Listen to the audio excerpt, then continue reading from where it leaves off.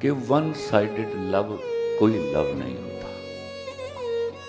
یہ بزدلوں، مایوس لوگوں، بد نصیب لوگوں کا کھیل ہے جو اپنی نالائکیوں کی وجہ سے زندگی سے فرار حاصل کرنا چاہتے ہیں.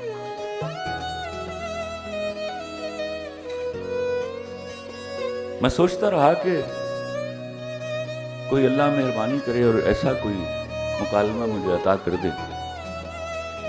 کہ ایک ہی ڈائلاگ میں آپ لوگوں کی ون سائیڈڈ لو کرنے والوں کی تسلی ہو جائے. تو وہ ہوا. ابھی میرا ایک سیریل آنے والا ہے، پیش بھی اس کا مکالمہ وہ سنا دیتا ہوں. کہتا ہے یہ جو ون سائیڈڈ لو ہوتا ہے نا، یہ وہ روزہ ہے جس کی افطاری نہیں ہوتی.